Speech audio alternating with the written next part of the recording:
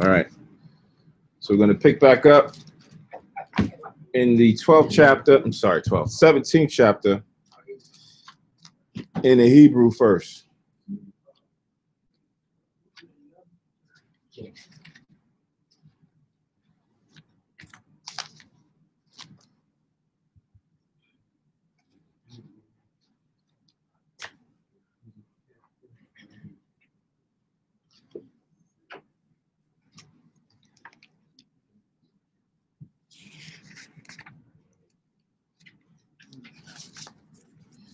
So, Revelation 17 and 1, which is Wayaba'ah. This is Revelation 17 and 1 that reads, Wayaba'ah, Akad Mun Shaba'ai, Hamala Akim, Hana Shayim Shabai, Hakwa Arwath, Wayadabar, Olya, La'amar, Ba'a, Wa'ara'aka, Ath, Mashapat, Hazawa Na, Hagada Wallah, Haya Shabath Ail, Mayam, or Mayim, Rabium, right? The waters. Mayim Rabium, many waters. Ashra Zanwa, Atha, Malakim, Ha'ada Ma, Waya Shakarwa, Shakanya, Fabo, Mayayan, Mayayan, the one. Thaza Nawatha, verse 3. Waya Wala Yakyanawa, Yak. Salat. Wayalaka Yaknawa, Baroka, Hada Hamada Bar, Hanamada Rar, La. Hamada Ba Ra, Wa'aha, so like Wa'a Ra'a, Waha Na, Asha, Yasha Bath Ail, Khya, Ada Wama, Kathawa Lai, Mala'ath, Shamwath, Gada Wapyam, Wala, Shaba'a, Ra'ashim, Wa'ai Shara, Warunyam. Verse 4. Waha'a Shah, Labawa Shah, Aragman, Washanya, Wahaya'a, Maka Lala, Bazahab, Wa'aban, Wakura, Wapanyanyam, Wabayada, Kawas, Zahab, Mala'am, Thawa'idwath. Wata Ma'ath, Zun Utha, verse 5. Wa'il, Mataza Ka, Katha Wab, Sham, Sawad, Babo, Hagada Wala, Ama, Hazanwath, Wathawa Ibwath, Ha'ada Ma, verse 6. Wa'a Ra'ath, Ha'asha, Shakawara, Madam, Hakwa Dumyam, Wama Dum, Idya, Yahawashai, Wa'a Shath Yamam, Ail, Hamara, Shema, Gara, Wala, verse 7. Waya Amar, Oya, Hamala'ak, Lama, Za, Hashath, Wamamtha, Anya, Amar, Laka'ath, Sawad, Ha'asha, Wahakaya, Hanasha'ath, Atha, Ba'ilath, Shaba'aith, Hara Ashim, Wa'ai Sharath, Hakwaranyam, verse 8. Hakaya Ashra, Ra'ayatha, Hayatha, Wa'ayanna, Wa'aith Yadam, La'ailwath, Man, Hathawa, Salak, Hathaha, Wum, Walalakath la'abada one wayashabya ha'aratiza ashira shamam aya nanwa nakathab basapar haka yayam maya wum hawasad thabol yashath yamamwa bara atham ath haka ya ashira hatha wa yanna wathaba awa salak wathaba wa'a. In the verse 8, and yet is wathaba wa'a. Verse 9, baza lahabayam salak lahabayan la ashira lawa kama shaba'aith hara ashim shaba'aith haryam hama ashira ha'asha yasha bath al yaham. Verse 10, washaba'ai malakim hama kama shah maham napowa waha ada salak waha khad yashanwa waha akar iwad la'a ba'a waha ya kaya yaba wa'a imad ya'imad la'aith ma'ait. Verse 11, wahaka ya ashra hayatha wa'ayan ya'ayanna hawa'a hashama yanya wa'a man hashaba'ai wayalak la'abada 1. Verse 12, addition la'abada 1. Wa'aishara hakwa runyam ashara ra'ayatha aishara ma lakyam hum ashara la'a kwabowa malakwath aid hana rak lasha'ai akath mama shalah kama lakyam yakwabowa ain hakya. Verse 13, wala olha aitaza akath wa'ath kakam wa'ath mama sholtham yathanwa lakaya. Verse 14, hama yala kamwa basha waha shak yakawo yawako laham kaya hawa'a ada wanya ha'ada ha'adanyam wa malak hama lakyam wa aimwa hakwara wa yam wahaba kayaryam wahana manyam. Verse 15, chosen and the faithful. Verse 15, waya amar olya hama yam haham ashara ra'ayatha ashara hazawa na yashaba salak yashabath al yaham ainyam waha manyam hama wagoyam wala shanwath. All right, verse 16, nations. Verse 16, wa aishara hakwa runyam ashara ra'a yatha bakya hama yasha nawa ath aza wanha wa aish waha gala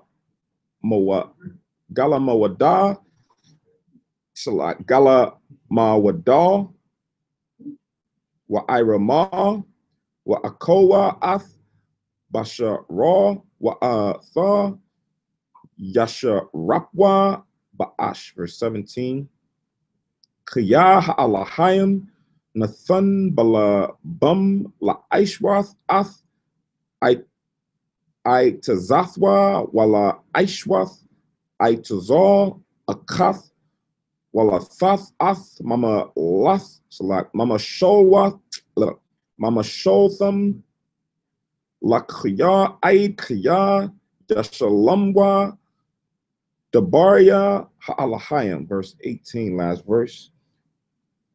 Waha'a Shah Ashara Ra'a Yatha Haya'a Ha'ai Yar Hagada Wallah Ashara Laha Mama Laka Ayo Malayakam so like Malaka Yum Ha'arataza.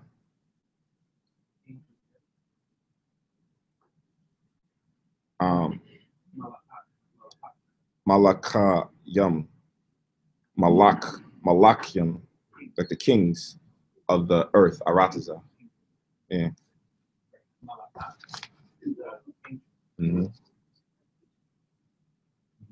Malakium Arataza. All right. Right.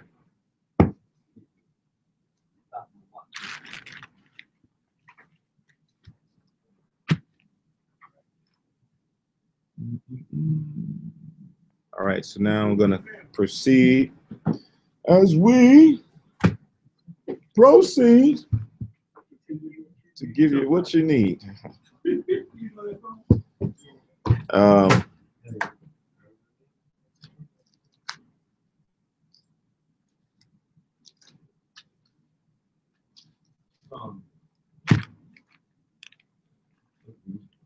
It is Israel, right?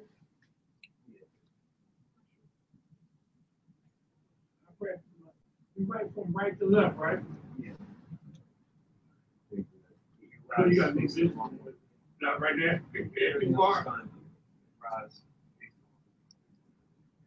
Not at all. All right, so Revelation 17:1. All right. It says, and there came one of the 7 angels which had the 7 vials, and talked with me, saying unto me, come hither, and I will show unto thee the judgment of the great whore that sitteth upon many waters. Right?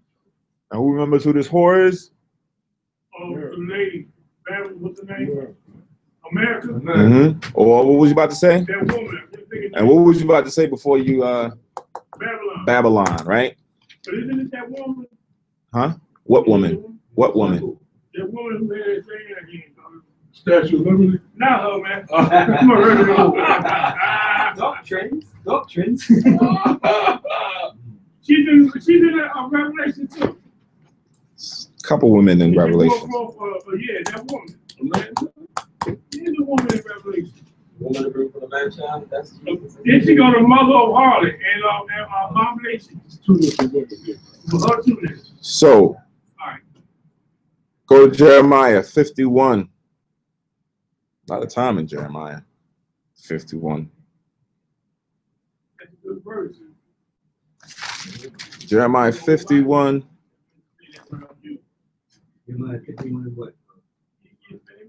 And 12. 12.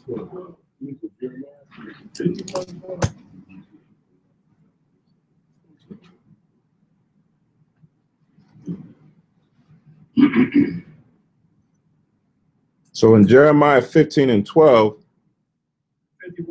51 and 12, it says, set up the standard upon the walls of Babylon, which make the watch, it said, make the watch strong, set up the watchmen, prepare the ambushes. For the Lord have both devised and done that which he spake against the inhabitants of Babylon. O thou that dwellest upon many waters, abundant in treasures, thine end is come, and the measure of thy covetousness, right? So it's the same thing that we're reading now in Revelations 17:1, where it says, the whore that sitteth upon many waters. Here in 51:13, it says Babylon is the one that dwelleth upon many waters. The same thing, right? Now, just to clarify Babylon, right? How do you clarify who Babylon is talking about here in Revelations? Psalms 137.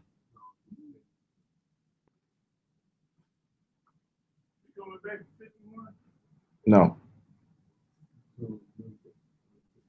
Psalms 137. Psalm 137.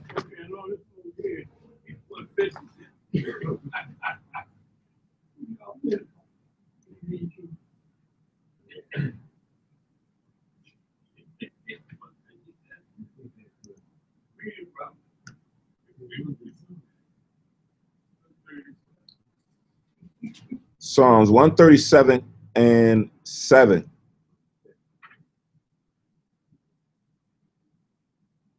Everybody got it? It says, remember, O Lord, the children of Edom in the day of Jerusalem, who said, raise it, even to the foundation thereof. So who's the children of Edom? Esau. Esau. And who is Esau? Devil. And who's the devil? Right. There you go. Right? When it talks about Edom, the children of Edom, just like how they said the children of Israel, and we say it's the 12 tribes, so-called Negroes, so-called Hispanics, Native Americans that encompass Cubans, Puerto Ricans, Dominicans, so on and so on. It's the same thing with Esau. These are so-called white nations. Right. What's the prayer of my son alluded to? And you named all three of them. There you did, because then I just wrote it down. Syria, Edom, and Esau. What's that prayer you pulled out? Mount Seir, Genesis 36 and 8. Say that again? Genesis 36 and 8 should already be Yeah, that's it. all right, should already be there. Right. Genesis 36, 8. Mm-hmm.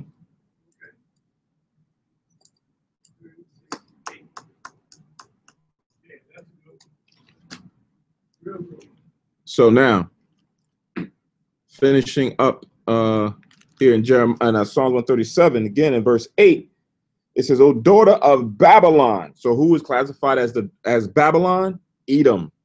The children of Edom are now being called the daughter of Babylon, or Babylon the Great, as we read in certain chapters throughout the scriptures, specifically in Revelations. Right? So now, that's Psalms 137, verses 7 through 8. Right? You mentioned the woman, or one of those women, right? Give me 1 second here. Give me 1 second here. And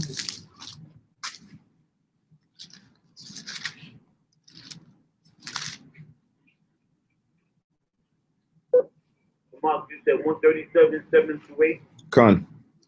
Con. So in Jeremiah,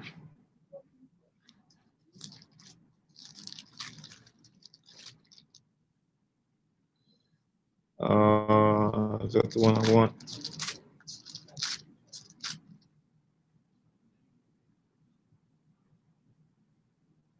So in Jeremiah 3 and 14, it's not the one I want. I want the scripture of the Most High. No, likens Israel to a woman. Con, that's the one. Jeremiah. Right. Jeremiah 6 and 2, where it says, "I have likened the daughter of Zion to a comely and delicate woman." Comely and delicate woman. Now, the reason I went there is because in Revelations, when we started earlier, a few months back, going through Revelations, especially in the 12th chapter, it describes a woman there, In Revelations 12:1, that woman is what we read in Jeremiah 6:2. Then as you read later on in Revelations, you read about what we're talking about now, the whore, right? This whore or woman is not dealing with Israel, but it's dealing with Edom, right? Babylon, Idumea, Mount Seir, right? All these different titles that is given to the same people. That's who this is pertaining to as we're reading here in Revelations about the whore. What was the scripture after the Psalms 137? Jeremiah, I went to Jeremiah 3:14, but that's not the one I wanted. I wanted 6:2. Khan Nabiya gave me Jeremiah 6:2. And that one likens. That's a woman that pertains to Israel. Okay. And the reason, like I said, because Zakar mentioned the woman, you have two different women classified here in Revelations. One is Esau the beast, and then the other is Israel. Right. The one where you said about the woman and the other one, what was that? That's insignificant at the moment? The Jeremiah 6:2? Yeah. No. Not 62, the one before. Psalms 137, 7 and 8. Oh, the 314? Yeah. That's not significant. No, that's not the one I wanted. So Psalms 137, 7 and 8, along with Jeremiah 51, 12, 13, links with the first verse in Jeremiah and Revelation 17:1. Psalms 137, 7 and 8. Come on.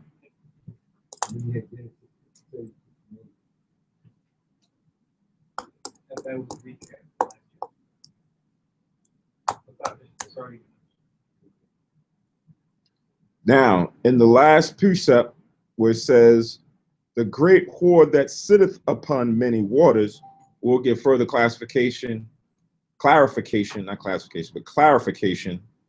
on that when we read further down in Revelations. It's going to clear that up.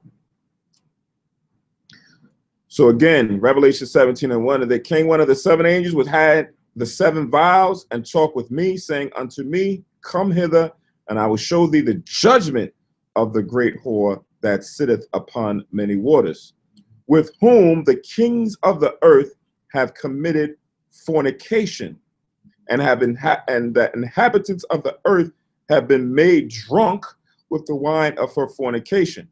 So it takes you on a journey to understanding, just on a carnal sense, a whore, right? Mm-hmm. One commits fornication with a whore, right? Mm-hmm. But is this talking about physical fornication? What is it talking about? It's a spiritual type of fornication. What is a spiritual type of fornication talking about? What is spiritual fornication? Following American policies, a little bit deeper. We've gone through this before. Worshiping other gods. Huh? Worshiping other gods. Worshiping other gods, right? You can write down or go to Wisdom of Solomon.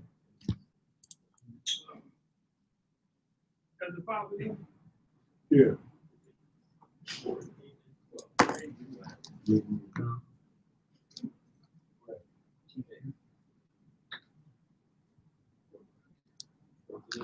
Con.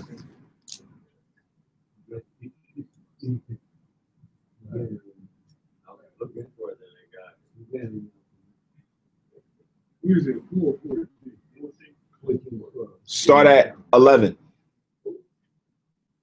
Wisdom of Solomon 14:11 to 12.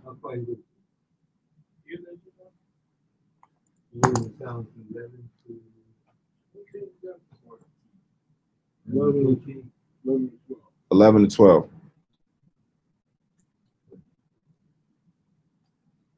All right, you got that, Yochanan? Wisdom of Solomon, chapter 14, verse 11. Therefore, even upon the idols of the Gentiles shall there be a visitation, because in the creature of God they are become an abomination and stumbling blocks to the souls of men, and a snare to the feet of the unwise. Right. So these idols of the Gentiles, the Most High is going to come and destroy them. There's going to be a visitation upon these idols. Why? Because they said they're an abomination and they have become a stumbling block to the souls of men. Right? Not dealing with something physical, but to your soul, to your spirit. They have become a stumbling block and a snare to the feet of the unwise, those who don't have wisdom or knowledge to differentiate that this is not real. This is not truth. This is not God. Read. Verse 12, for the devising of idols was the beginning of spiritual fornication, and the invention of them, the corruption of life. Right. So when these idols came into place, it started it started spiritual fornication. Spiritual fornication, because now you go and you jump from philosophy or religion or doctrine to philosophy, original doctrine, to philosophy, religion, and you just go from one to the next, to the next, to the next. On one moment, you're a Muslim. No. Yeah. Then you become a Christian. Then you become a Moor. Then you become this. That you're just going from one thing to the next, taking to and fro.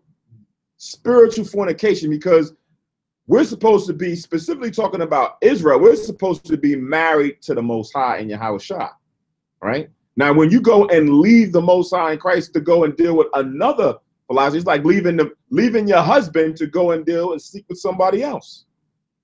Spiritually, right? Spiritually. And now you become a fornicator.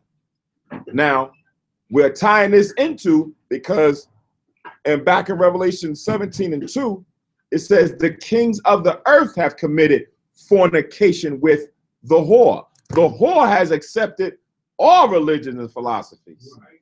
Said, hey, you got freedom to worship whatever you want here. Come and rest with me. Come and sleep with me. Come and make your money with me. Right? All that happens with the whore. Right? So spiritual fornication started with idolatry. So this is what's now happening in the whore's kingdom. Kahan Paquat. It's like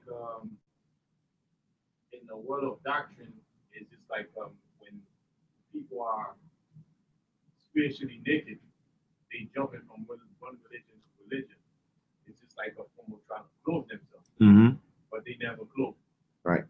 Because the doctrine that they put on, they keep switching doctrine, just like they switch clothes. Right. Trying to cover their nakedness, their spiritual nakedness, but it's never enough. That's why they keep jumping from one to the next one to see if they can cover their nakedness. So that's Wisdom of Solomon, chapter 14, verse 11 and 12. So now, let's go back to Revelation 17:2 again. It says, with whom the kings of the earth have committed fornication, and the inhabitants of the earth have been made drunk with the wine of her fornication. What does it mean when it says they've been made drunk with the wine of her fornication? Huh? Philosophies, right? You can write down as a precept, Micah.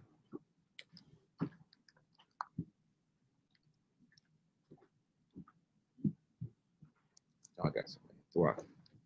Micah 2.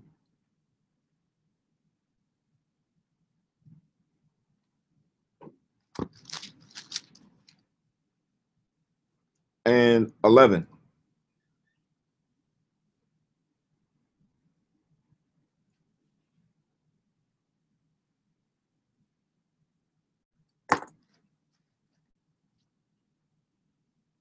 So Micah 2 and 11. It says, if a man walking in the spirit and falsehood do lie, saying, I will prophesy, speak, teach unto thee of wine and of strong drink, he shall even be the prophet of this people. So it's equating what with what? It's equating what with what? Huh? Yeah. It's equating being drunk or drinking something with something else. I'm gonna read it again. Pay attention to the verse. Micah 2 and 11. If a man walking in the spirit and falsehood do lie, saying, I will prophesy unto thee of wine and of strong drink, he shall even be the prophet of this people. Hmm? Pull, it's words that's in there, in that verse.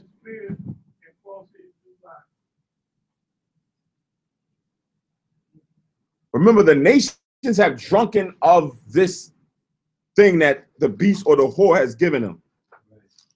So now the nations are drunk, right? We just read that in Revelation 17. They have been made drunk with the wine. What's the wine? The words they use. The words they use. The words, who is the they? Esau, the whore, right? The words that she uses. Now, based on this verse that we're reading, it's talking about wine, but it's also speaking about something else that they're doing. When he's teaching, what is this person teaching? What is the verse saying? Look at the verse. It's in the verse.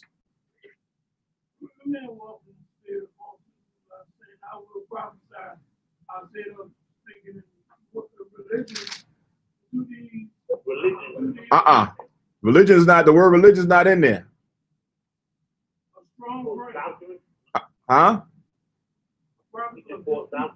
Teaching false doctrines. In there, falsehood, lies.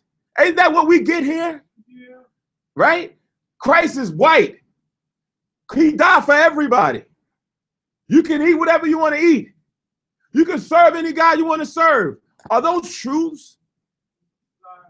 Didn't you used to keep Christmas at one point in time? Didn't we used to think that the Sabbath day was on Sunday? Didn't we used to celebrate 4th of July? How do we celebrate 4th? Why did we celebrate 4th of July? They lied. They taught us and fed us, tempted us to go believe something that's not right, right? So we drank the juice. We drank the wine, right? So this is what the beast, the whore, puts out. It puts out falsehoods and lies and causes people to drink them, right? This is what this verse is trying to expose, that wine and falsehoods, this person ain't on point. It's not a person of the Most High.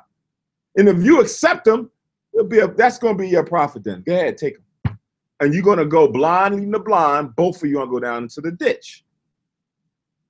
So we already know the destruction that's coming for America. However, now what happened? The other nations have now drunken of this wine. What did the Most High say he's going to do to Babylon? He has a mixture ready to pour out on Babylon, right? His fierceness, his anger is going to be poured out in a cup. So the Lord's going to have him drink hell and damnation like they made us and the rest of the nations drink lies. That's what the Lord is trying to show. So it's in there. Sometimes you got to pull it right out of the verse, right? Don't try to just come up and look at it. Get the context of what it's talking about, right? Like when it says the water that sit upon many waters, you read in Genesis when it talks about waters.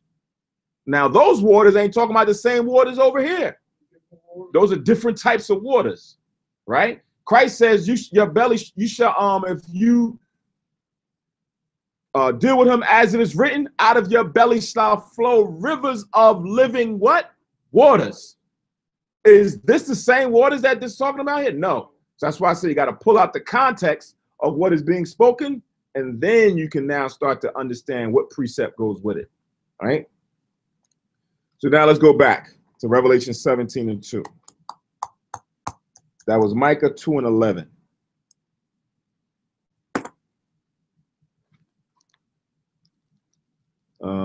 Give me 1 second here.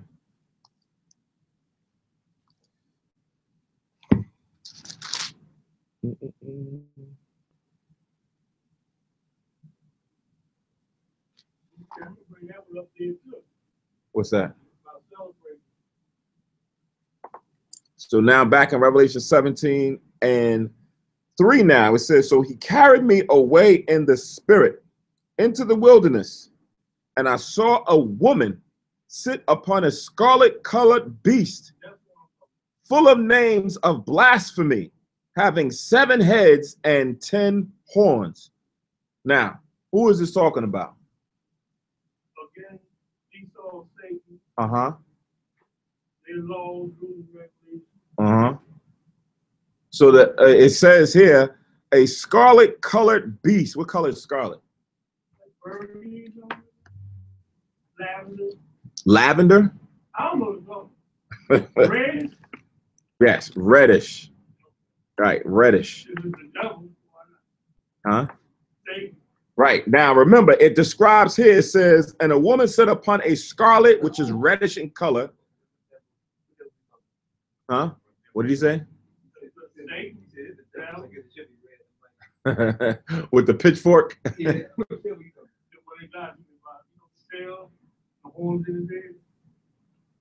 You said the one they lied to you about? Okay. All right. So now it says here, and a woman sat upon a scarlet-colored beast, full of names of blasphemy, having 7 heads and 10 horns. Right? So you link this with Revelations 12 and 3. I know those people. Because it said this is a scarlet-colored beast, but in Revelations 12 and 3, it's going to describe the same thing, but just a little bit different. Right? Revelations 12 and 3. Those would be the other nations. No. They would be? Uh-uh. Somebody. And there appears another wonder in heaven, and behold, a great red dragon. What color dragon? Red. Red dragon, right? Now remember, we just said that the color scarlet is almost like what? Red. So here now is this woman. There appeared another wonder in heaven, and behold, a great red dragon. Read. Okay. So you asked me, I said yes to no. What? Yes to? No, I'm saying finish reading. Finish reading. And there appeared another wonder in heaven, and behold, a great red dragon having 7 heads and 10 horns, and 7 crowns upon his head. Right. So it says, huh? Why I say his head? It ain't about that woman. Right, but who are we talking about? No, who are we talking about? Esau. Who is Esau? Okay, there you go. Yeah. Right. So when we're talking about it, remember, even Israel is when you go into Israel, he's a man, but it's still likened to being a woman, right? In certain contexts. Here it says that this great red dragon has 7 heads, 10 horns. Back here in Revelation 17 and 3, it said it was sitting upon a scarlet-colored beast, right? Full of blasphemies, having 7 heads and 10 horns. Now, somewhere in your notes, because I know you was here before, we've gone through it many times. What are the 7 heads? What are these 7 heads of Esau that we're talking about? No, not his comrades. Not the other nations. No. I ain't got my books. I'm just going to walk paper. The 7 heads. No. You started off, the first word you started off with was what? No, what was the first thing you mentioned?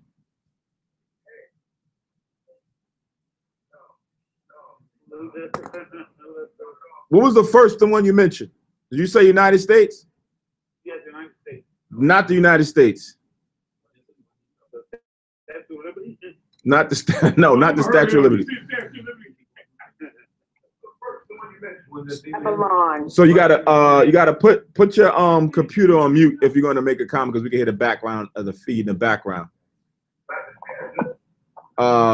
So now, what are the 7 heads again?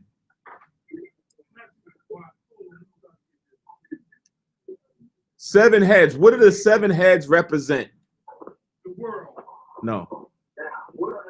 So, brother Duffy, is that, if that's you, that's on mute, just mute your computer if you want to still make a comment, or whoever's on a speaker, because we can hear the feedback on the European nation. not so much. It's kind of sort of, but not just a European nation. It's the 7 kingdoms of Esau. The 7 kingdoms of, I don't have no computer. right, the 7 kingdoms of Esau. Yeah, you gotta make sure. So when you, so hold on, not France. So wait a minute. You're going in. I want to make sure you have them in order. First, have them in order. First empire of Esau was what? It was the Greeks. Alexander the Greek. Empire. Right. The Greeks started off Esau's first empire. Then it went to who? The Romans. The Romans came after the Greeks. Who came after Rome? The Spaniards. Then the Spaniards. There you go. You're on point. After Spain, who came in? The French. The French. Great. After the French, who came in? Germany. The Germans. Then after Germany, who came in? China. Hold on 1 second before you answer that. Who are we talking about? White people. Exactly. So where you get Chinese from?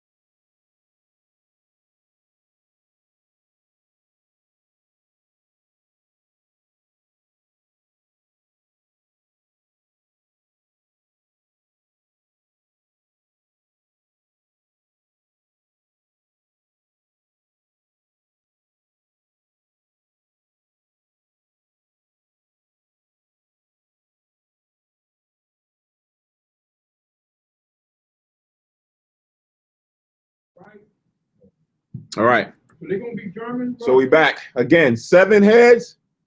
Who is it? Zakar? Make sure you got them. Greece. Spain, France, Germany, Russia, Great Britain. There you go. Now we got the 7. Good. Make sure you keep that somewhere in your notes, memory it or whatever. Now the 7 horns. 10 horns. Got me bugged. The 10 horns.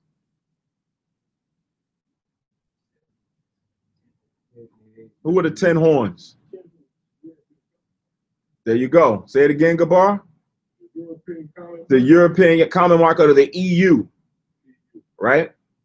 The EU started off as certain with certain nations, and then it changes over time, right? So we'll just say the EU or the common markets, or the common markets. These countries are part of their trading. They sit in a certain seat, but they're not like the 7 kings or the 7 kingdoms that Esau had before, such as France, Germany, Russia, Greece. They didn't have great empires like they did, right? But they have a place where they're part of their union.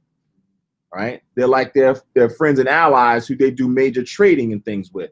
You call that the common market. Common markets. That's what it was called before. They had the common markets. They called it the European community. They had different names for them.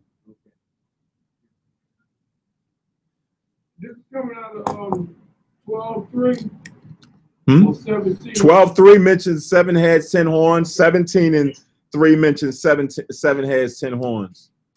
Revelations 13:1 mentions 7 heads, 10 horns.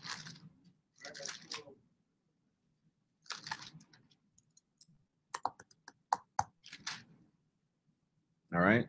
So once you have that, right? As you read throughout Revelation, you start to get into the meat of it. You have and understand who the 7 heads and the 10 horns are. Right. Then you have a focus. You don't see the 10 horns. Huh? We just said the EU, the common markets. They cover it all. That covered it all because they're different countries. Netherlands, Belgium, they switch. Luxembourg, they change from here and there all throughout time. So I got European The European Union. Union. Okay, thank You ever hear in the news and they talk about the EU? Yeah. You heard about Great Britain or England defecting from the EU? Right, that's what they're talking about. Learning now. Thank Who's your place? you. So now, rereading verse 3 again. So he carried him away in the spirit into the wilderness, and I saw a woman sit upon a scarlet-colored beast full of names of blasphemy, having 7 heads and 10 horns. So as he's seeing the image, the vision, there's a whole bunch of different names written on this beast. Sometimes if you pay attention, you look at certain brothers' camps, look at different camps and their signs, and they'll have a picture that resembles what is being described. And they'll have a whole bunch of different abominations and things written on there, homosexuality, this, that, unclean. They'll have all these names written on it because that's kind of what John saw in the vision, right? Now, verse 4, and the woman was arrayed in purple and scarlet color and decked with gold and precious stones and pearls, having a golden cup in her hand full of abominations and filthiness of her fornication, right? So as he's seeing this woman don't look like a bum. This woman looks like royalty. Arrayed in purple and scarlet, which is left for kings. That's what you deck and adorn kings or queens with. That's why I got purple right there. You asked me color. That's why I got purple. Right. It's red. But the beast itself was scarlet. She's now clothed with these different things. She's made to look like she is of royalty, like she is prominent. Has what? Decked with gold and precious stones, diamonds and rubies and this, that, and the third. It says, and pearls, having a golden cup in her hand full of abominations. Red, she made everybody to go drink of this stuff. To go drink of these abominations and these lies and these falsehoods. So she's standing there. So when you come to the whore, guess what she's giving you to drink? That's like I don't want to be too carnal, but like you go over, you go visit a girl, you go and see somebody and she want to give you something to drink. Right. You sit down, enjoy yourself. Sit down, I'll give you something to drink. She giving you that bad stuff. Yeah. And once you drunk, now you there being taken advantage of. That's carnal, but spiritually, when you come to this beast, it's alluring to look at her. It's attracting, like, man, look how she look. I want to come and see what's going on with her. Ain't that what happens in the earth? Yeah. Don't everybody want to come to America? Doesn't it look so grand, glorious? I gotta come over there. Look, man, I bet that's why you hear the stories of people saying, before I came, I just imagined that the streets was paved in gold. The way I saw it on TV or the way I hear the stories, I thought it was like when you read about Solomon. That's what I thought America was like. Okay. Right? So everybody want to come here because of the whole grandeur of what is presented.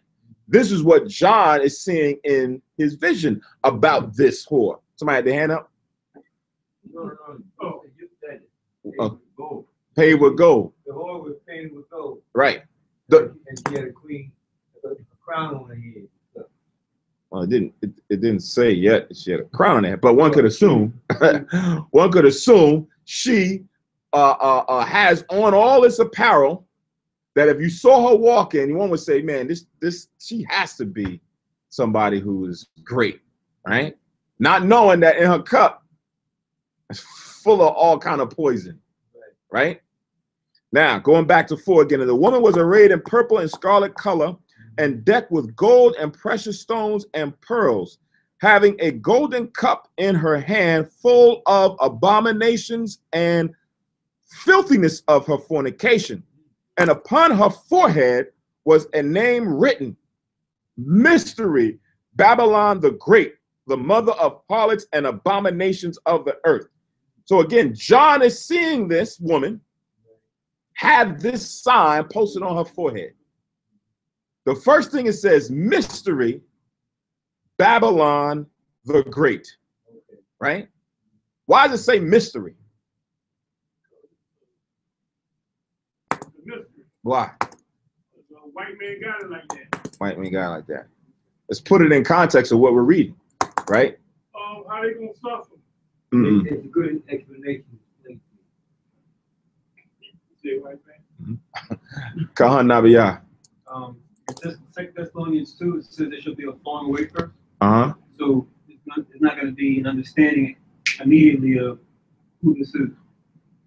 Right. It's going to come out in time. It has to come. A matter of fact, you have to go there. We have to go to 2 Thessalonians real quick. But keep in mind, you just seen an image of someone that looks alluring. This person got diamonds and pearls and scarlet colors and purple and everything else. That's royalty. I want to go there. Not knowing if someone told you that when you go there, it's full of pollution, it's full of a wickedness, it's full of fornication. You can be like, what? Well, I don't want to go there. But that's not what's being told. What's being told to you is that's where you can make it. That's where you can get money. That's where you can get status. That's where you can get fame. You can get how you get all this. You ain't got to stay where you at. Come here. Right? So now to everybody else, it's a mystery. Who is this woman? Who is he describing here in Revelations? Because the scriptures has been around for a long time. Right? It's been around for a long time. But it was a mystery to folks because they hadn't seen it yet come to its height of sin. So now let's go to Thessalonians.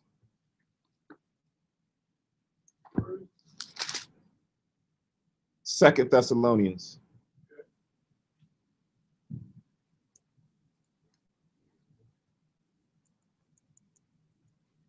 I'm going to start at the 3rd verse. 1-3. 2 Thessalonians, Yeah. chapter 2, verse 3. And we're going to be reading down. 2 Thessalonians, chapter 2, verse 3. And we're going to read down.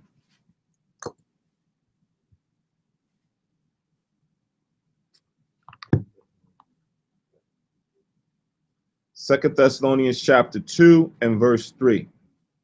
So it says, let no man deceive you by any means, for that day shall not come except there come a falling away first, and that man of sin be revealed, the son of perdition. So when it says, let no man deceive you, for that day shall not come, what is it talking about when it says for that day? What's the day that it's talking about?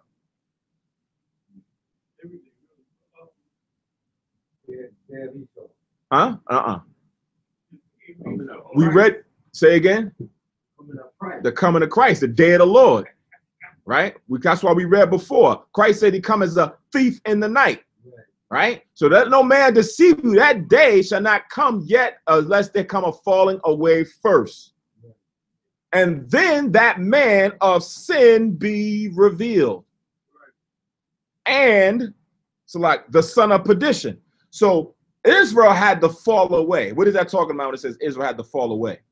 This is like deja vu. I remember going through this before in Revelation. When it says there has to come a falling away first. Slavery. Slavery. There you go, brother.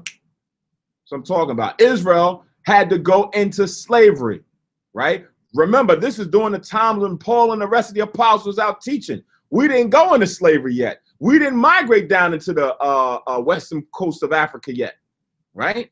Then we had to flee out of Jerusalem, go down to Africa. Then we had to fall away by being taken into slavery, right? Those who had left the Assyrian captivity, who made it over to the Americas, the Native American Indians, Seminole Indians, and Hispanics, they had to go through their downfall, right? So that day, the day of the Lord, couldn't happen unless we all fell away. So that put a timetable on those brothers and sisters that was there. When they ask you, when we gonna get the kingdom?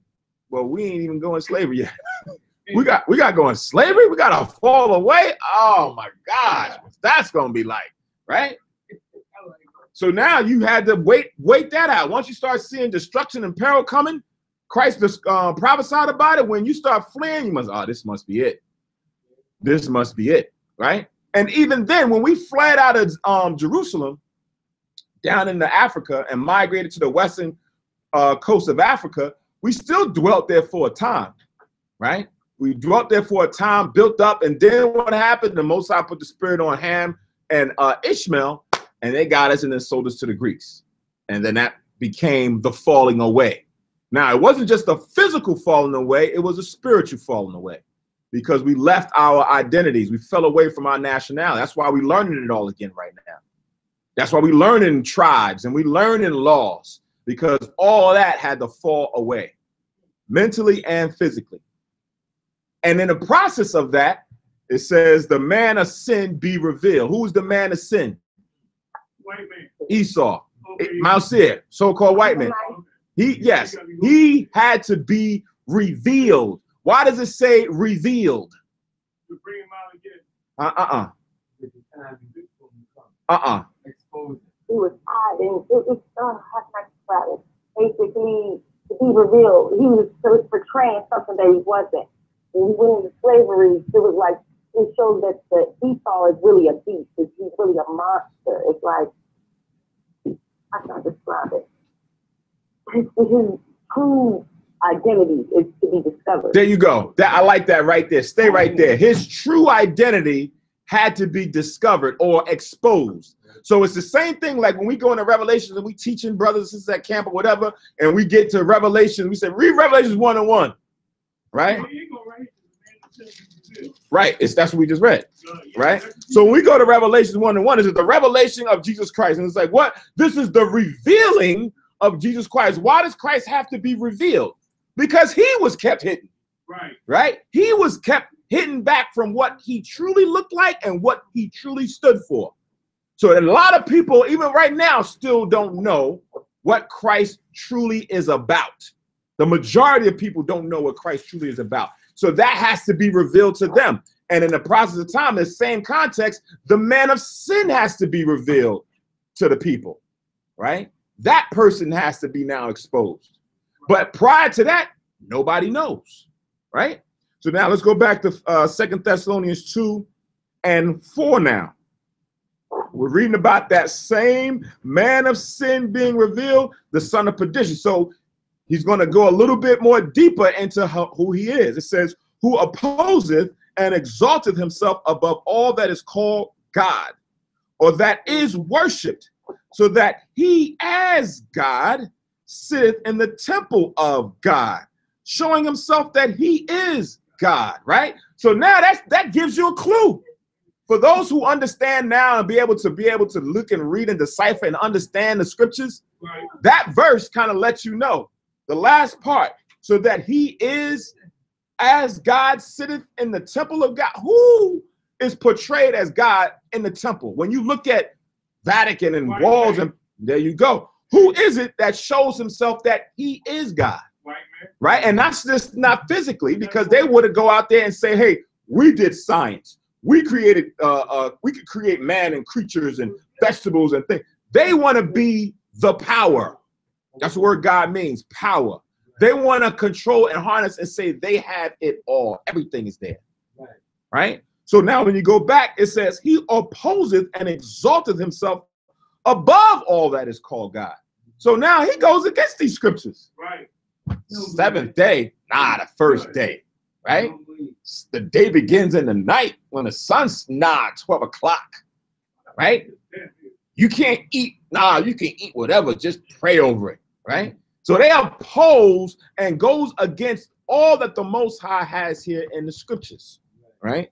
This is now how you come to know who it is. But back then, we had to fall away first. Now, coming out of our falling away, coming back into the truth, now we get to see what this is talking about. Now, the other nations, based on the practices and things that that Esau does, they can now begin to say, yo, man, this guy's wicked as hell, man. Right. What is he doing? Why is he taking my land? Why is he killing my people? Why is he doing such and such? They now get to see. Right. Reading on, it says, remember ye not that when I was yet with you, I told you these things, and now ye know what withholdeth, that he might be revealed in his time. You see that? That he might be revealed in his time. So that had to be kept back until these last days, so that the Most High could then begin to reveal him to the world. Bring him out.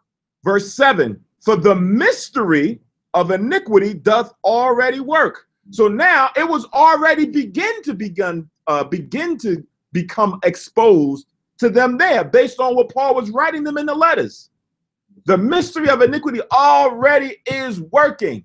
Guess what? We still had to fall away and then come back to this truth, and then now revisit all that we're seeing here again. Everybody following? I got you now. It says, for the mystery of iniquity doth already work. Only he who now letteth will let. When it says he who now letteth, who is the he? Who is the one that's letting this happen the way that it is? The Most High. Okay, God. Exactly. The Most High is going to one who's going to hold it back and let it reveal until it's time. The Most High is the one who will let it expose itself over here for a time. Only he who now letteth will let, until he be taken out of the way. That's what we read. That's what we read now. The prophecy that John is saying, it is end. The Most High said it's finished. Now it's done. Now he gotta be removed. Right? So this is what Paul wrote in the letters then. Now let's go back to Revelations 17. So what verse did I stop at? 2 Thessalonians 2, 3, all the way to 7. 7.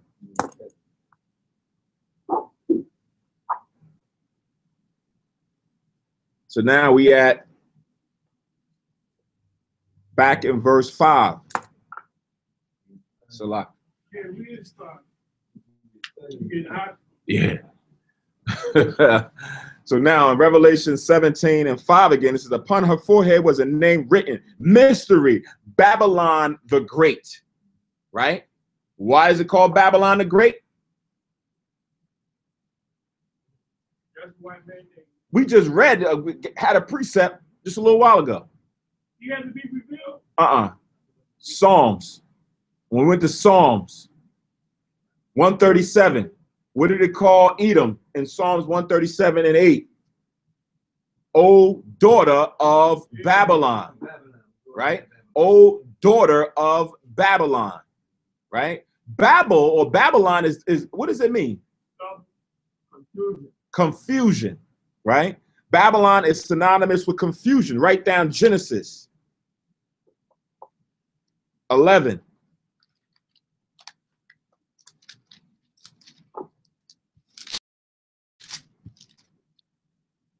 And 9.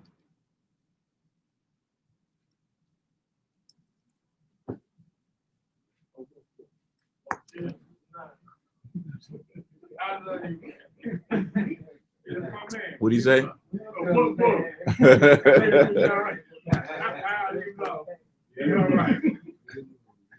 Used to be this Edomite cat that used to work in the office, and he used to be in the meetings. He used to be in our meetings, and he'd be like that. Like it's like he out. Sometimes you start hearing him snore. But if somebody asked him a question, it was as if he was listening all the while. And he and they said such and such and such, and they say his name, huh? All right, so this is how it's going. We're like, yo, how did you do that? We marveled all the time because you'll hear him like, it made it appear as if he was faking, like, right? And then all of a sudden, when it came to him, he was on point. So it got to be a point where no one said anything anymore. Like, you see that happen and they're not paying attention. Like, listen, you can't come in this meeting no more. Don't come in disrespecting our meetings, da da da da. They just knew that that's how he was. So Gabar is almost there. Gabar's like, listen, what verse we going to? After going all that commentary, you know we're about to go to a chapter. You got to get that note. Genesis 11 and 9. Therefore, is the name of it called Babel, because the Lord did there confound the language of all the earth. And from thence did the Lord scatter them abroad upon the face of all the earth. Right. So in the first precept, it says, therefore, so this is at the Tower of Babel where they were trying to build this tower to go up to the heights. Right. And the Most High came and did what? Confounded their languages. Right. Because of that event, it says it was called Babel. Right. Some of your Bibles may have a little footnote next to it. And in the footnote, it'll say confusion. Right. To let you know that when that was done, that started the confusion within that region, within that realm, because of the different languages. Now, here in Babylon, right, we're talking about the great, what does it call it? Babylon the Great. You don't just have different languages here. You have different customs here. You have different religions here. You got different philosophies here. You got different policies here, right? You have all these things within one kingdom.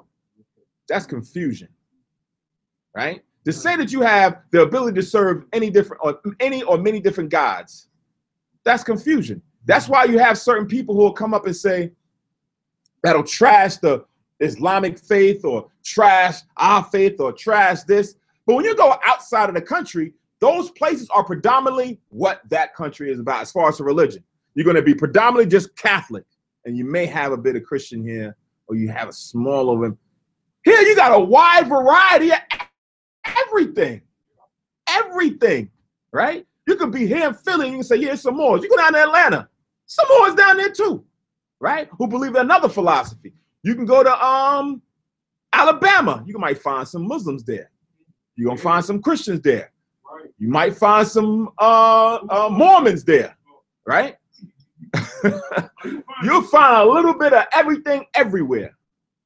That's the great Babylon that we're speaking about, right? Babylon the Great. Then it says the mother of harlots. We just touched on this a little bit earlier. Why is the mother of harlots?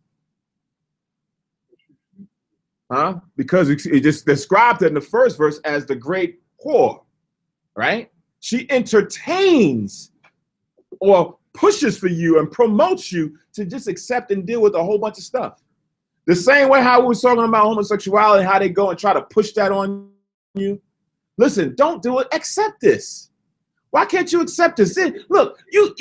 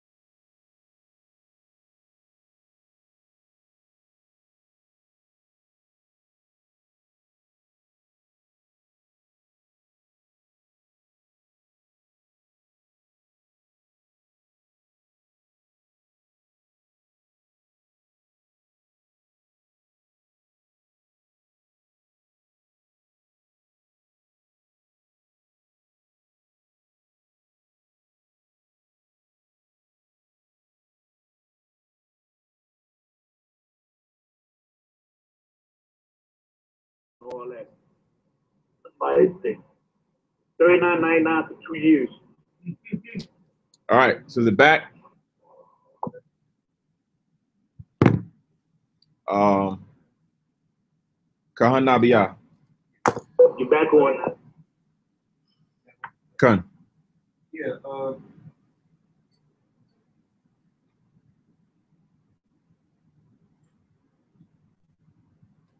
Oh, wow.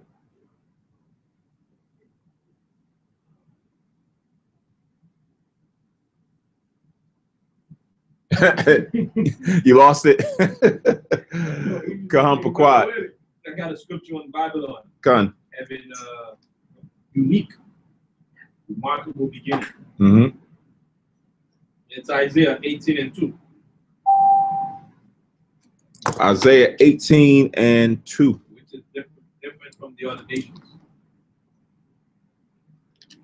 It's called the mother of harlots. Isaiah 18 Eidos. You know, Eidos. you just Spanish. See. Go ahead, man. Yes. Oh, I got this two word. See, It's I'll start from the beginning. It says, "Woe to the land shadowing with wings, which is beyond the rivers of Ethiopia, that sendeth ambassadors by the sea, even in vessels of bulrushes upon the waters, saying, Go, ye swift messengers, to a nation scattered in fear, to a people terrible from their beginning, hereunto a nation meted out and trodden down, whose land the rivers have spoiled." So This is the Babylon the Great, which is modern day Babylon. He has a humble beginning.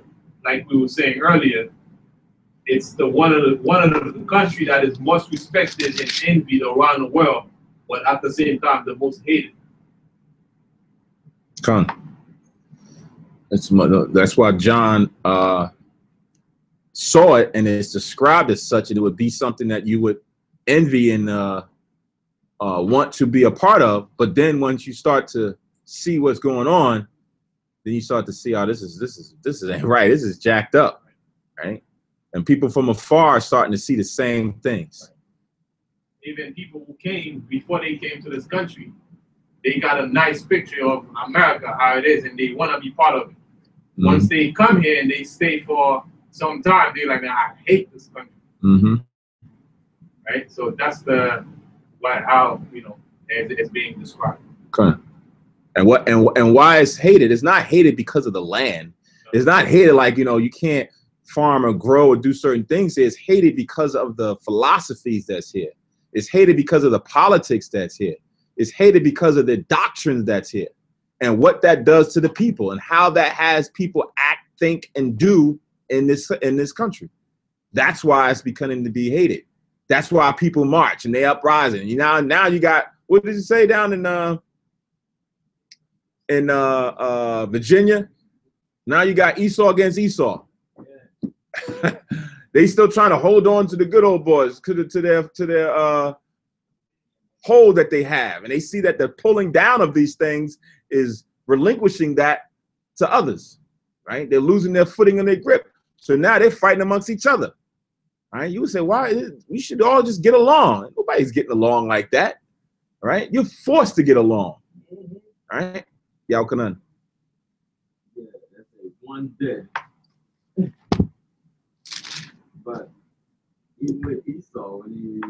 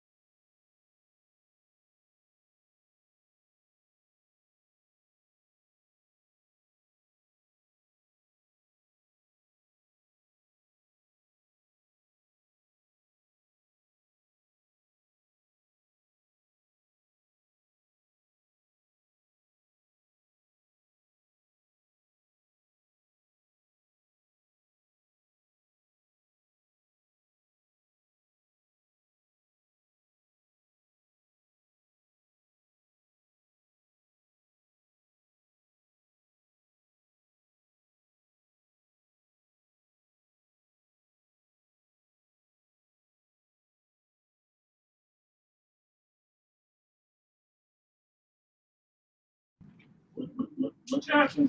Third chapter. Okay. So Nahum, the third chapter and the first verse, it says, woe be, woe to the bloody city.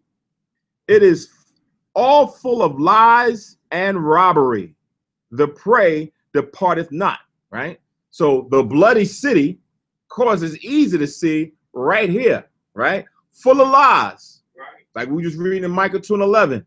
And robbery. How did they get this place? Stole it, right? How did they get a lot of places? Through stealing, through war and politics, and they steal it and occupy it, right? The prey departeth not, the noise of a whip and the noise of the rattling of the wheels and of the prancing horses and of the jumping chariots. The horsemen lifted up both the bright sword and the glittering spear, and there is a multitude of slain and a great number of carcasses, and their corpse is none end of their corpse. They stumble upon their corpse because of the multitude of the whoredoms of the well-favored harlot, the mistress of witchcrafts, that selleth nations through her whoredoms and families throughout, and families through her witchcraft. So now we're reading about the great whore in Revelations, and it's talking about the same thing. She has, because of the multitudes of her whoredoms, it says of the well-favored harlot, right? When John was seeing how she was described, well-favored, right? But how did she get it? Through her witchcrafts, right? And through selling of nations through her whoredoms. That's how they make certain deals to befriend someone else, but it's an undermining deal. It puts you in a bind. It puts you in a lurch where you're held captive based on this agreement or based on these treaties or based on these things that you made, and you can't get out of it. And when you can't get out of it, I own you. Right? That's like that, what do they call them? Loan shark. The loan shark know you down and out. Loan shark can come say, hey, I'll lend you 1,000. No problem. We'll take care of you. Oh, don't worry about it. Just pay me back when you can. Once you take that money, now you're in debt. Now they own you. And they're going to use force to either inflict getting it back, or they come and they take what they want. Right? Now you are indebted to do what they want you to do. Or else something else may happen through physical pain or harm. That's what is being described here. The mistress of witchcrafts. I'm going to finish this. And it says, behold, I am against thee, saith the Lord of hosts, and I will discover thy skirts upon thy face, and I will show the nations thy nakedness and the kingdoms thy shame. So he says, I will discover the skirts upon thy face. It's like a woman who has a skirt on, and it blows up to her face and it shows her her undergarments, and she's embarrassed. Like, oh my God, she's trying to pull it down. Moses like, nah, I'm going to show your skirts up to your face and put shame in front of the nations of you. Right? Mm-hmm. Paquat.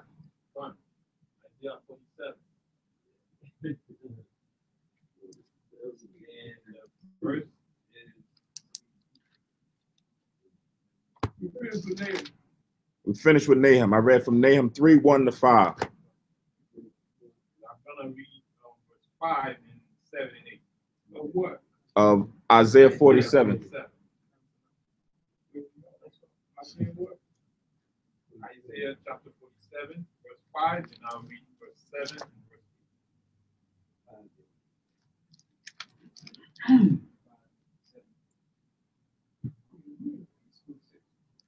Isaiah 47, 5, 8.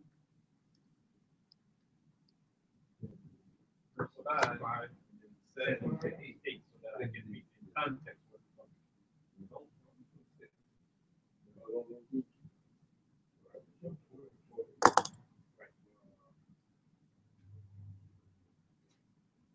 So now this is when Kahan Samak said it will uncover Babylon nakedness. Verse 5, chapter 47, verse 5. It says, sit thou silent and get thee into darkness, O daughter of the Chaldeans. For thou shalt no more be called the lady of kingdoms. Right? What they call it, the lady? That's where we had the remember the old Babylon? Babylon, we ran the Babylonian Empire. Right? We joined the Babylonian Empire. Right. When we had when the king, right, we had the king. Right. So fast forward to today, Babylon. Right. Fast forward to today, America is the modern day Babylon. Right. Right. So that's why we said as God Sabbath is bringing out, it is being described as a lady. Right. At that time, Babylon was that lady that is being referred to. So fast forward to today, it's the same spirit of Babylon back then. That's I understand that part. Right. They call it the daughter of Babylon. Right. The same thing we read in Psalms 137. Edom is called the daughter of Babylon because Edom takes upon the same characteristics as ancient Babylon. So they're an extension of it. So now she's a daughter. A daughter's a female, right? So she's like the lady and she's ruling. So she's saying that I'm going to be a ruler. I'm going to sit up top of everybody. As we read on, you'll see. Because it just 5 continues on in the 7, and then you kind of get the context of where the prophets was going back then. Say this too. You know, lady, we kind of use it loosely, but ladies actually a title. Right. Like Lord. Yes. So it's like Honey already said, Lady of the Kingdom, like she's top. Oh, right. Okay. Right. Not to go into it, just like Game of Thrones, Lady Olenna, right? She was the ruler of the realm, like one of the top lady in that realm when you watch the series. So a lady back in ancient times was a high esteemed title. It might be used a little bit here and there, maybe like over in Great Britain, but not so much in a lot of other places. They'll still use queen and everything, but lady is still used in the small pockets. But back then that was a high esteemed title. So that's what she's saying. I'm gonna be the one who sits up on top of all these kingdoms. The daughter of the Chaldeans is the same thing as saying the daughter of the Babylonians, but she's now the lady of kingdoms. Right. The lady of kingdoms. Top. Right. So now in verse 7. Yeah. There you go. I forgot who she was. In verse 7 it says, and thou said, I shall be a lady forever, so that thou did not lay these things to thine heart, neither did remember the latter end of it. Verse 8, therefore hear now this, thou that art given to pleasure, that dwelleth carelessly, that saith in thine heart, I am, and none else besides me. I shall not sit a widow, neither shall I know loss of children. So this is the mindset, or this is what America stands for today. Like, whatever they say is that. And if nobody aligned, as God been bringing out from the beginning, if nobody wants to abide by their policy, they go in your country, they said, we need a regime change. Because this guy is not going according to our protocol. Right? So they have to go set up shop and get rid of whatever government is there and put somebody in position that's going to do their bidding. Right. They brag and saying how powerful it is, right, by saying they won't be a widow. Right. They be there forever. Because like the hunter already said, think about the conversations we have with people, right, about America. We need to talk about America, the dirt that she does. Then what do people always say at the end? I wouldn't want to live anywhere else but here. As bad as it is here, I wouldn't want to live somewhere else because that would never happen here. That's like you said, that's the attitude. No harm will come to Americans here. 9/11 is like kind of like the case, right? Right. But as far as like what you see over there, where the kids, they got to worry about gunfire every day. Right. And bombs going off. They don't know where bombs coming from. Right. America's like that would never happen. That's the attitude. Yeah. That's what it means. Just like loss of children. Right. Loss of children. Right. And nobody can touch us. And I'm gonna make this comment too. Since we're talking about the whole the parallel between whoredom and idolatry. We all know why a man would go to a whore, right? Service. But you know, at the same time, if you not gotten what you wanted, if you're not careful, you get hurt, right? Literally. And what happens with the other nations that come here to Babylon, right? If the parents come with one idea, but then the kids that grow up here, they then get inundated with the wine. The parents oftentimes do too. Usually the parents hold on to the traditions. Right. But the kids that grow up here, they tell their parents, no, Dad, no, Mom, this is America. This is how we do things. They bring home an Edomite or bring home one of us. And the parents are like, oh my God, what are you doing? Bringing home this, this foreigner. Right? And they're talking like American boys and girls, dressing like it. Right? So this is how the nations get burnt too. It affects their generations that stay here. That's why anybody that comes over, I say, give it 2, maybe 3 generations. You forget who you are. And also in verse 10, same chapter. I was going to say, if you read further down, I guess. But thou hast trusted in thine wickedness, thou hast said, none seeth me. Thy wisdom in thy kingdom, it has perverted thee. Knowledge. In knowledge that it has perverted thee. And thou hast said in thy heart, I am in none else beside me. So America is known also as the place where people come to get higher education, higher learning, universities everywhere, top colleges, Harvard, Right. That's where people come in, and they trusted in their universities and their research and things that they come up with.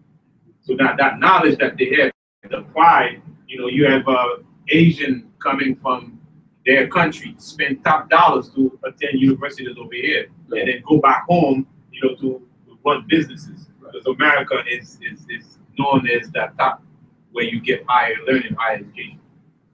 Not only that, was interesting as we read in Thessalonians, that 2nd chapter, where it says, who opposeth and exalteth himself above God as he see himself as God, right? Look at the rhetoric that's used here when in the 8th, Salak, in the 8th and 10th chapter, where he says, I am and none else beside me. That's what the Most High said when you read Isaiah 45 and 10. Isaiah 45 and 5. I am the Lord and none else beside me, right? Now here is the woman, right? The daughter of the Chaldeans of Babylon, now saying, I'm going to live forever. I'm never going to go down. I'm never going to be destroyed. I'm never going to be a widow, right? I am, and that's it. So now there's that pride again, thinking that is going to continue on and on. And as you read further down, it's like, all right, go ahead and trust in your witchcraft and all your sorceries and everything else. Go ahead. Keep going, no problem. The Most High is going to build her up to bring her down harsh, just like Pharaoh fell, right? Quick comment on that tip that you began in this chapter, when it talks about stargazing and monthly prognostication. It's not by accident that people always look at the White House, the White House, the White House. But very rarely even look at the Vice President's house, right? The Vice President's house is actually combined with what they call the United States Naval Observatory. So they have an observatory where they views the heavens there, where the Vice President's house is. Right? So that's not telling itself based on what we read. Yep. Con. Everybody hear that in the comments line with the comment to come made? No? Yes? No? Maybe so? I think there's only a couple people on. So what Kahan mentioned was that as we're reading here in Isaiah, the 47th chapter, and it goes into their sorceries and enchantments and stargazing, he says not by chance. When we look at things that happen in the government, most people pay attention to the White House where the president stays, but the vice president's house is in conjunction with the Naval Observatory, where you can go and you can gaze and look at what's going on in the heavens, right? So that shows you where they get a lot of their source of power and information from the same thing that we're reading here in the scriptures. That's what they did with their witchcraft, their sorceries, their stargazing, all of that, for them to try to rule the earth. So one would say, why is the vice president's house attached to the Naval Observatory? Like, why is it all one? Right? Because, and usually you don't really hear too much about the vice president. Right now, I haven't heard or seen, I don't know what the hell Mike Pence is doing. well, his plane just hit a bird. It was on the news. He was Right. Look what we hear about Pence. His plane hit a bird. But what has he been doing since?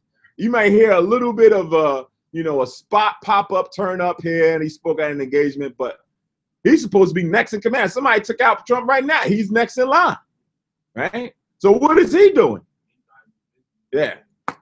But that's so true, because years ago, Channel 13, they had this show come on, this guy to be stargazing. It's come on, public, PBS. It was like a 30-minute show, and he's really stargazing, and they're looking at, and they said they be seeing the chariots out there, the spaceships moving. But they said it's so powerful they can see it moving, but they don't tell the public that. Keep it hush hush. Right. They don't say. They got the powerful telescope. They're looking to see if they can catch the eye on his way back down here. Not only, I mean, there's a lot of chariots flying around up there, covering the heavens, and they see it from powerful. I'm glad you talk about. They see what's going on out there. You know what time it is. Not even just the powerful telescopes. They have satellites. Scripture tell you that they built their nest among the stars. So they have devices and things that's in space that's armed